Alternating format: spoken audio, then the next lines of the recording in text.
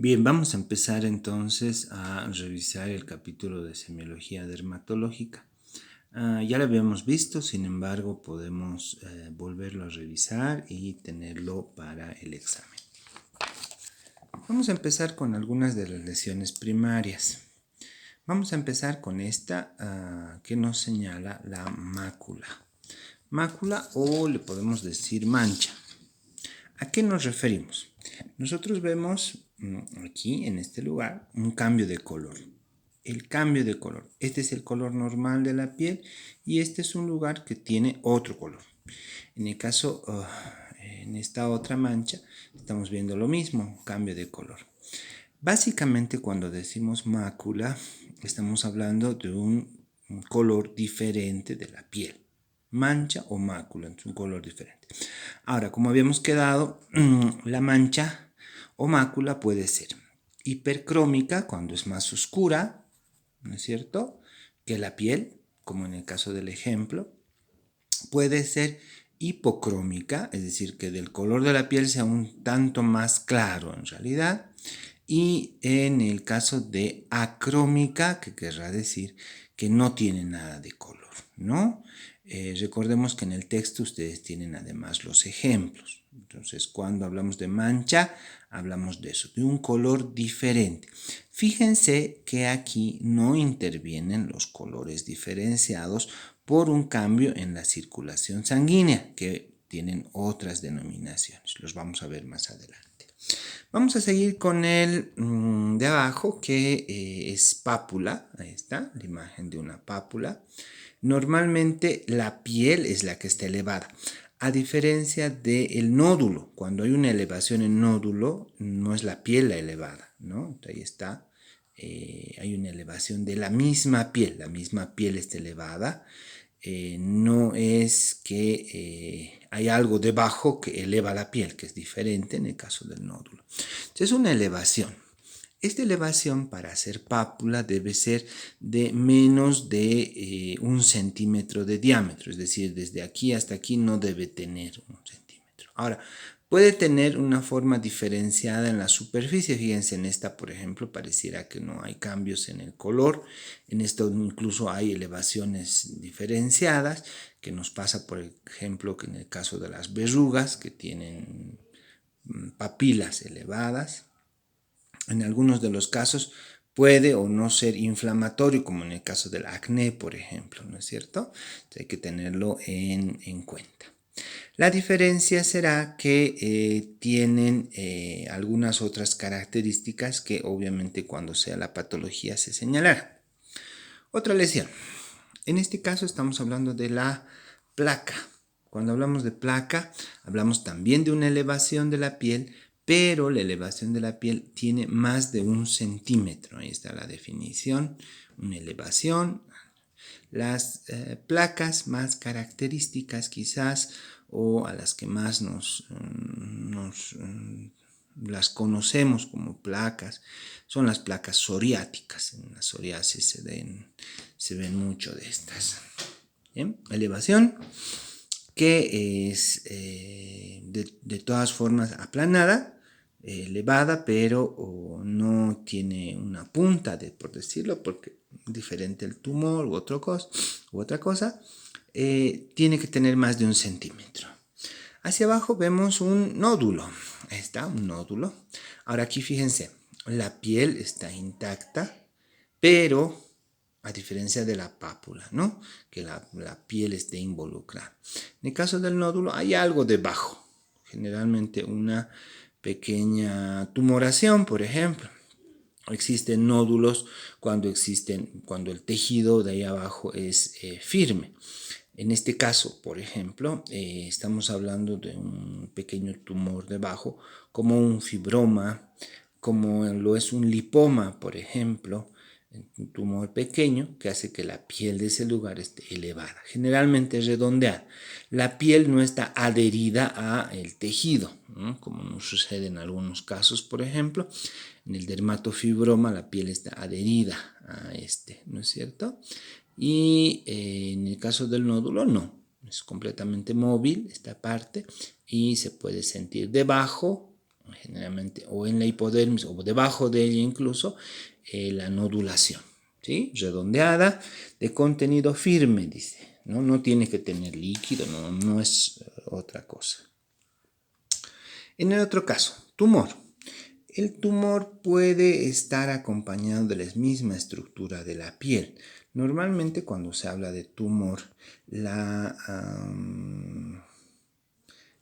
característica es que la piel acompaña, porque si no acompaña sería un tumor de partes blandas, ¿no es cierto? Por un tumor de hueso, por ejemplo, qué sé yo, un tumor de músculo, qué sé yo, ¿no?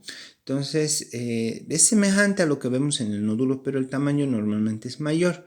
Puede estar, ahorita lo vemos así redondeado, puede estar como en punta, saliendo hacia afuera, como es el caso, por ejemplo, de los cuernos cutáneos, que serían un tumor, una forma de tumor, ¿no es cierto? Pueden medir varios centímetros. Pueden ser epidérmicos, dérmicos o subcutáneos. Lo más importante es que distorsionan la piel como tal o la estructura adyacente.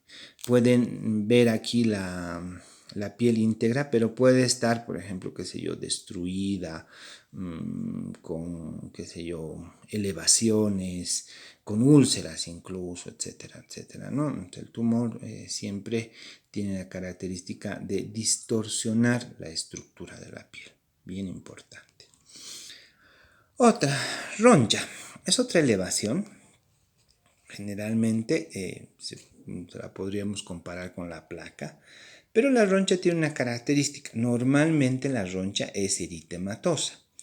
Además, la roncha tiene debajo un acúmulo de agua, tiene edema, que es muy característico. Nosotros sobre la roncha podemos poner un dedo y presionamos y creamos el famoso signo de Godet, ¿no es cierto? Godet positivo es normalmente la roncha. Aparece, por ejemplo, en muchas alergias, pero por ejemplo una picadura de pulga tiene roncha con edema de la misma, eritematosa, todo lo que quiera, a diferencia de otras, ¿no es cierto? Entonces, eso es una roncha. Una elevación generalmente determinada por un edema localizado, generalmente eritematoso, ¿no? Es muy característico en las alergias. Ahora, vesículas intradérmicas o subdérmicas, si prefieren. ¿Qué es una vesícula? Es la colección de un líquido que es un trasudado de la piel, ahí dentro. El trasudado de la piel a veces, como en los ejemplos, a veces separa la epidermis de la dermis, que es muy característico en aquellas enfermedades que llamamos pénfigo o penfigoides. En estas existe una separación misma de las dos capas, de la epidermis y la dermis, por eso hay un líquido ahí dentro, ¿no? Tienen característicamente un líquido claro, transparente, porque además al localizarse en este punto entre la epidermis y dermis, desde afuera tú puedes ver el líquido, o sea, es translúcido en realidad, ¿no? Entonces ahí nosotros tenemos un líquido. El mismo tiene esa característica, es translúcido, se puede ver el líquido, de ahí viene la descripción de colección de un líquido claro, translúcido, transparente, es un trasudado, no un exudado. Recuerden que el exudado tiene más proteínas, pero además tiene otro color, ¿no es cierto? No es transparente. Entonces ahí vemos las famosas vesículas típicas o características en el herpes, por ejemplo, en las lesiones por la misma varicela, lesiones por herpes zóster, que es otra variedad. Tenemos, por ejemplo, las vesículas en enfermedades vesículo-ampulosas como el pénfigo, el penfigoide, que son características igual de estas. ¿Ya? Ahora, si nosotros hacemos la diferenciación entre estas, la vesícula debe tener menos de 1 centímetro, tiene menos de 1 centímetro. Si tiene más de 1 centímetro, recuerden, se llama ampolla, pero si llega ya a 5, no, recuerden que le denominamos flictena. Básicamente es lo mismo, la colección del trasudado, pero de acuerdo al tamaño tiene otra denominación, ¿no? Bueno, ahora en el caso de la pústula. Cuando nosotros hablamos de pústula, y fíjense aquí colocan como ejemplo clásico un folículo obstruido, que es el clásico efecto que tiene, por ejemplo, en el acné, las pústulas que vemos, tiene como característica que el contenido en el interior es pus, ¿no? Pero la pústula tiene esa característica, es translúcido, igual que la vesícula, se puede ver, de hecho tú estás viendo el puntito de pus que hay ahí, ¿no? Es muy importante, porque cuando no lo ves, está más adentro, se puede ver rojo esto, no se ve la pus, en la pústula tú estás viendo aquí el colorcito, en el otro no ves, está aquí dentro. Entonces, en ese caso nosotros le llamamos absceso, no le llamamos pústula. Entonces, en este caso es una pústula porque es translúcido. Además de ver que el contenido sea pus, la característica de la pústula es esa, pequeña y translúcida. En el caso del absceso también es una colección de pus, pero es interna, generalmente más abajo. No es translúcida, está cubierta por piel, puede estar eritematosa, incluso puede estar debitando la pus, obviamente, todo lo que ustedes quieran, pero no se ve a trasluz, ¿no? Nos pasa, por ejemplo, en los abscesos de piel, en la piodermitis, o nos pasan, por ejemplo, en la hidradenitis pustulosa o supurativa. Entonces, ahí podríamos verlos igual, ¿no? Un absceso es diferente de una pústula. Esta es una pústula porque es el contenido purulento, pero además es translúcido. Ampolla. Ampolla, lo habíamos dicho aquí en vesícula. Cuando viene la ampolla es un poquito más grande que la vesícula. En realidad, cuando vemos la ampolla, nosotros nos fijamos que tenga un contenido translúcido también. Es también translúcido porque es delgado este espacio. Sin embargo, el tamaño es mayor, ¿no? Entre 1 a 4 centímetros. Y así es más grande de 4 centímetros, recordemos, es flictena, ¿no? Bueno, escamas. Las escamas se describen muchas patologías generalmente asociadas a otros tipos de lesión. Son descamaciones del epitelio córneo, a veces un poco más profundos, incluso del estrato córneo de la epidermis, ya por la capa granulosa o espinosa. Recuerden que la espinosa está muy adherida, entonces por encima la granulosa, etcétera, se van desprendiendo y se pueden ver. Característico de muchas enfermedades, la dermatitis seborreica o la famosa caspa que llamamos, pues tiene costras o escamas más bien desprendiéndose, ¿no? Hay algunas enfermedades, a veces solamente la quemadura, por ejemplo, la quemadura solar presenta descamaciones o escamas. Puede estar presente en algunas patologías virales como la pitiriasis rosada, por ejemplo, se descama igual, ¿ya? Costra. La costra es una agrupación normalmente, cuando hablamos de costra, a la que más nos referimos, si vale el término, es a la costra hemática. La costra hemática en realidad es una forma de contención de un sangrado, ¿no? Aquí ha habido una solución de continuidad, ha habido una herida, los vasos sanguíneos están sangrando y obviamente existe la agregación plaquetaria, el sistema de coagulación y se forma el coágulo que deja la costra a la que llamamos costra hemática, característicamente de color oscuro. ¿Sí? Se forma la costra que obviamente impide que siga el tejido sangrando. Y obviamente es temporal, en algún momento el tejido se vuelve a epitelizar debajo, la costra se retira. En el caso de que no sea una costra hemática, en el caso pueden haber las famosas costras melicéricas. No son negras para empezar, son generalmente mucho más claras, de color amarillo por lo general. Estas costras melicéricas son características en el impétigo. Cuando hay alguna pequeña solución de continuidad, que no da sangrado en realidad.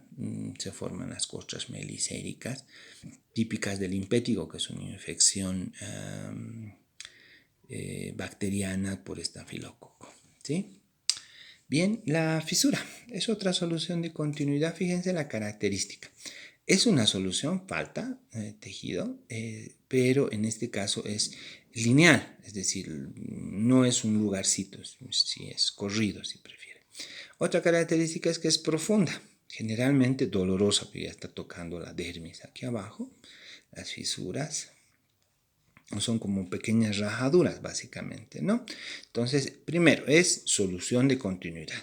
Segundo, es lineal o longitudinal, si prefieren, alargada, si prefieren, ¿no? Tercero, es profunda. Generalmente son dolorosas las fisuras. Es característico de un eczema crónico de manos, por ejemplo, eczema crónico de pies.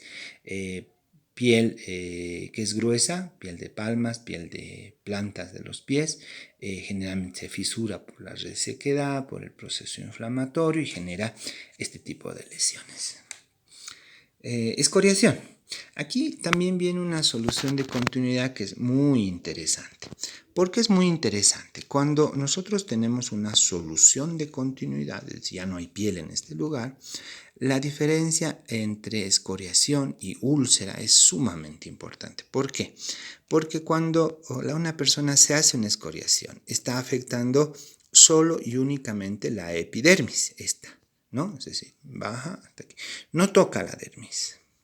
Aspecto que es muy importante, porque si no ha tocado la dermis, aquí se va a formar una costra, generalmente una hemática. Luego cura, el tejido se reepiteliza y no queda huella de esta escoriación, no queda cicatriz. A diferencia de que si hay una solución de continuidad hacia abajo, que ya sería una úlcera, ya no sería una escoriación, o una herida básicamente, dejará una cicatriz, ¿no? A diferencia de la escoriación. Es muy importante esta división. Hablamos de solución de continuidad como una escoriación a aquella que tiene una solución de continuidad en la epidermis únicamente, que no toca dermis. Y cuando hablamos de una solución de continuidad un poquito más profunda, viendo ya la dermis papilar, la reticular, si quieren más profunda hasta el músculo, etcétera, se llama úlcera, ¿no? La úlcera característicamente, cuando sana, deja obviamente una cicatriz, ¿no? Y cuando se hablan de lesiones, por ejemplo, se habla de lo mismo, ¿no? Otras lesiones, úlcera, ahí está, miren, la solución de continuidad ya no está solamente en la epidermis, toma en este caso dermis papilar, que es esto que vemos acá, y dermis reticular, que es esto que está acá, ¿no? Obviamente cuando cure la úlcera, que es característica en las úlceras varicosas, etc., va a dejar una cicatriz ahí si es que cura, ¿no? Otras, ahí tenemos las cicatrices. La cicatriz es un tejido de regeneración. Lo que hace la cicatriz es hacer que el tejido otra vez cierre, ¿no? Ha habido una herida y cierra. Obviamente existe cicatriz, como habíamos dicho, cuando la lesión ha ido más allá de la dermis, ha tocado la dermis y ha regenerado este tejido. Si hubiera sido solamente la epidermis, no deja cicatriz, recordemos, ¿no? Ahora esta cicatriz puede tomar la forma de la herida, obviamente, lineal, etc. Puede ser nodular, si prefieren, si es redondeada, puede ser una cicatriz lineal, depende de cómo se haya hecho la herida, ¿no es cierto? Normalmente las cicatrices, si es que existe un factor propio de la piel, podrían formar los famosos queloides. Los queloides ya son, van más allá, ¿no? Es una cicatriz redundante. En vez de cicatrizar así de este tamaño, pues cicatriza muy grande, ¿no? Eso es una cicatriz queloide. Es muy frecuente los queloides cuando la cicatriz ha sido causada, por ejemplo, por quemadura. Las quemaduras fácilmente hacen queloides, pero además se necesita que la piel del individuo tenga esa tendencia. ¿Sí? Por muy pequeña que sea la agresión, a veces forma el queloide. En otro caso, por ejemplo, vemos la atrofia. ¿Qué significa atrofia? Significa que la piel se vuelva mucho más plana, se aplane, pero siga siendo piel. Normalmente es posible visualizar, fíjense aquí en el esquema, vasos sanguíneos. ¿Sí? Porque se ha vuelto tan delgada la piel, miren, ya no tiene las papilas, si se fijan, anatomopatológicamente se borrarían las papilas, ¿no? A diferencia de otras lesiones donde estas papilas se mantienen. En este caso no hay. Pero tampoco es que no hay piel, no es una solución de continuidad, es un adelgazamiento. En este caso, especialmente o exclusivamente de la epidermis, ¿no? ¿Cuándo sucede? En muchos de los casos hay pacientes que por alguna razón han utilizado corticoide, por ejemplo, por mucho tiempo, causan una atrofia de la piel. La atrofia es un efecto, por ejemplo, del corticoide. En algún caso se quiere la atrofia, es decir, en algún caso, por ejemplo, de una cicatriz redundante, se le coloca precisamente corticoides tratando de llegar a la atrofia de la piel, que es donde ya el queloide ya no tendría el chance de volver a crecer, ¿no? Eso es una atrofia. Existe, y es importante saberlo también, una pseudoatrofia. Una pseudoatrofia porque no existe este aplanamiento, es un adelgazamiento porque el tejido ha disminuido, lo que no sucede en la alopecia areata, por ejemplo, una pseudoatrofia de la piel del lugar donde ha quedado pelado, que ya no tiene pelo en el cuero cabelludo, es característico y es un signo que hay que buscar en las alopecias areatas. En el otro caso, quiste. Quiste se parece mucho al nódulo cuando uno lo ve por dentro, pero por fuera más bien, pero adentro tiene una colección de un líquido semisólido, una colección semilíquida o semisólida si prefieren, como cualquier lado que se lo vea. Normalmente quistes existen en el caso, por ejemplo, de los quistes epidérmicos o dermoideos, como también se les llama, cuando una glándula se ha obstruido y ahí se ha formado un quiste. Y lo que tiene adentro es material sebáceo. Es decir, tiene esa grasa que tenía que salir, que no ha salido, ¿no? Entonces, ahí es muy característico, por ejemplo, del quiste sebáceo. En este caso, el quiste es una colección que normalmente necesita que ser abierta para sacar. Es característico en el sitio donde hay muchos tendones, por ejemplo, en los dedos del pie, en la mano, en el dorso de la mano, por ejemplo, que se formen quistes pero sinoviales, de líquido sinovial. En el caso de los dermoideos se forman en cualquier parte del cuerpo y a cualquier edad también, ¿no? Hay quistes que se han formado, que hemos visto en la cara, en la cabeza, en cualquier otra parte del cuerpo. Quiste como definición entonces.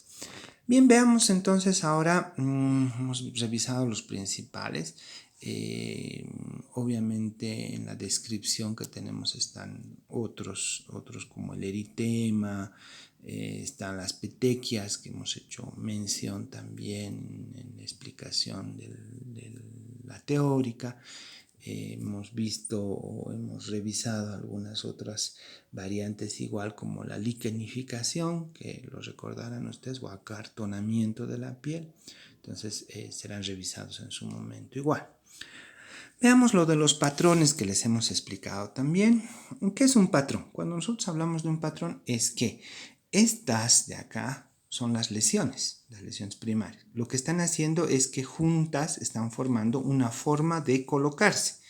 Una forma de colocarse refiriéndonos a que no es una lesión, eso es bien importante. Podemos tener, por ejemplo, en este caso, tenemos pápulas. Son pápulas colocadas en una forma como si estuvieran haciendo fila, entonces le llamamos patrón lineal, que es característico, les decía, de algunas de ellas, como el fenómeno de Koebner. Les decía, por ejemplo, que cuando existen verrugas y la persona se hace un corte, en el sitio del corte empiezan a aparecer verrugas, que es el fenómeno de Koebner, que se da en las verrugas y se dan las psoriasis. Las lesiones psoriáticas pueden aparecer sobre heridas también, ¿no? Entonces, este es un patrón lineal, la disposición de las lesiones. Ahora, en este caso, por ejemplo, si nos preguntan cuál es la lesión primaria es la pápula. ¿no? Son verrugas, la pápula. Y en el caso el patrón, un patrón lineal, ¿sí? Entonces esa es la diferencia. Unas son lesiones y la forma como se colocan las lesiones es algo que nosotros denominamos patrón. Aquí hay uno muy interesante que es el patrón reticular. Ahí está, en forma de una red, ¿no? Eso quiere decir el patrón reticular. Es característico en algunas lesiones vasculares, en el lívido reticularis, por ejemplo, que aparece en algunas personas cuando pasan o mucho calor o mucho frío, generalmente calor, ¿no? Un patrón al que llamamos nosotros anular, en forma de anillo, ¿no? De ahí viene anular. Están formando las lesiones, cada una es una lesión, digamos que es una pápula, y va formando. En algunos casos hemos visto, por ejemplo, verrugas que se forman así, en círculo, porque se ha quemado la parte central, por ejemplo. O hay lesiones de este tipo en la pitiriasis rosada, cuando se habla del collarete descamativo como un collar, dice, ¿no? Redondo, precisamente.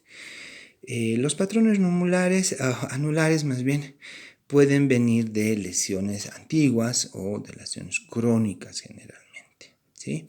Este patrón en forma de anillo, como dice, en forma de iris o diana, también algunos le llaman, es característico de una lesión, una enfermedad a la que nosotros llamamos eritema multiforme.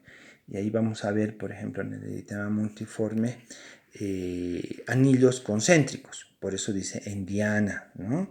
En diana quiere decir como el tiro al blanco, esas cosas redondas, y al centro otro redondo donde hay que disparar. A eso se llama lesión en diana o lesión en blanco, ¿no? En blanco o en diana. O tiro en blanco, tiro al blanco, ¿no es cierto? Que son propias de este patrón y que en algunas inflamaciones crónicas se dan. El ejemplo más importante y muy característico es el eritema multiforme. Otro patrón, un patrón que lo habíamos visto también en la teórica, es el patrón zosteriforme, en forma del herpes zóster, quiere decir, ¿no? Así, abrazando, como en un cinturón, si prefieren. Las lesiones herpéticas pues, se pueden dar en cualquier lado, en la cabeza, en la cara, en el cuello, en el tórax y en el abdomen son muy frecuentes, también genital, miembros superiores, inferiores, etc. Pero esta es la presentación más característica. Entre el tórax y el abdomen, o en el tórax o en el abdomen, en cualquiera de los dos, desde la espalda, desde la columna vertebral, da la vuelta y se va. Normalmente en un solo lado, no en los dos, a manera de un cinturón, dice, ¿no es cierto?, que rodea todo eso, que es el patrón al que llamamos zosteriforme. Diferente al patrón herpetiforme, por ejemplo, que es en racimos. Ahí estábamos viendo agrupamiento. Patrón en racimos de uvas. Ahí está. Eso se refiere. Lesiones que se agrupan formando como una especie de racimo, ¿no?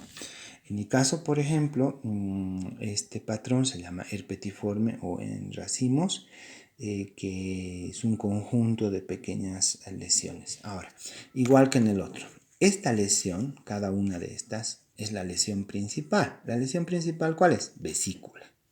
Y el patrón en el que se forman, es decir, en el que se agrupan, ¿cuál es? El patrón es herpetiforme o en racimo de uvas. O patrón de agrupamiento, como dice aquí en el texto, por ejemplo. ¿Sí? Otro patrón, el patrón moniliforme. Moniliforme tiene la característica de ser así, de esta característica serpenteante. Normalmente en las moniliasis se forman, de ahí moniliforme, ¿no? Ahora, un patrón que es importante también es el que tiene forma de semiluna o arciforme o en semiluna, que es importante. Que lo podemos observar en algún tipo de lesión. En el caso del moniliforme, en como cuentas de un rosario, dicen, ¿no es cierto? Están colocadas una tras otra las lesiones están colocadas una tras otra, en forma de cuentas de rosario o moniliforme. Existe otra que se llama serpenteante, parecido a esto, que está así, que es característico, por ejemplo, en la en las lesiones por algunos parásitos. Existen parásitos que se llaman filarias y que las filarias pueden producir ese aspecto. Obviamente lo que estamos viendo básicamente es un gusano debajo de la piel. Entonces la forma en la que se presenta esa es un patrón serpenteante, ¿no es cierto? Así como esas hay lesiones, por ejemplo, las numulares en forma de moneda, característico de algunas inflamaciones crónicas, que será importante revisarlas obviamente en algún momento, ¿no? Entonces, recuerden, hay lesiones y hay patrones que hay que diferenciarlos muy bien. Están todos incluidos en el texto, entonces les vamos a hacer obviamente la evaluación correspondiente tanto de lesiones como de patrones en algún caso. Ahora, topográficamente es importante, fíjense cómo sitúan en las fotos que ya se les ha mandado, por ejemplo, la dermatitis seborreica, el acné, donde se encuentra, la rosácea, el perleche, que es causado por hongos, generalmente cándida, la alopecia areata, que no puede ser en otro lado que en la cabeza, difícilmente en otro lado, a no ser que sean las cejas o las pestañas. Neurodermatitis muy frecuente en el cuello, que lo vamos a ver mucho, nos dicen siempre, no, que el peluquero nos ha contagiado, etcétera, ¿no ve? Algunas otras lesiones, las dermatitis seborreicas, por ejemplo, en el área esta del tórax, las pitiriasis versicolor, que son muy frecuentes, pecho, abdomen, espalda, los colgajos fibroepiteliales, que los vemos en el cuello, que es muy importante, pero no solo en el cuello, en la región axilar, inguinal y genital también. El acné, que recuerden es cabeza, cuello, tórax y espalda. Las pitiriasis rosadas, que es espalda, pecho también y abdomen, que es muy característico verlos por ahí. En la psoriasis, por ejemplo, localizaciones, esta región lumbar es muy importante, pero en la psoriasis clásica normalmente se habla de una localización en regiones extensoras, por ejemplo aquí, por ejemplo en los codos, por ejemplo en las rodillas, ¿no? Las sífilis secundarias, que son frecuentes en tórax, abdomen. En las extremidades, fíjense, dermatitis de contacto en los sitios donde nos tocamos, ahí está el reloj, por ejemplo, o en las manos, ¿no? Las disidrosis, que son muy frecuentes en palmas, palma, mano, pie, etc. Las queratosis pilares, que las hemos visto mucho con los estudiantes, en las partes laterales del brazo y en la cara, ¿no? En la región preauricular. Dermatitis de contacto por su localización. La atopía que está presente mucho en la cabeza, en la cara, cuello, en la región de las flexiones o regiones flexoras más bien del brazo y detrás de la rodilla, que son importantes para reconocerlas. La psoriasis que les decía, ¿no? Codos, aquí atrás, espalda, codos y rodillas, ahí está, fíjense. La atopía atrás, ¿no?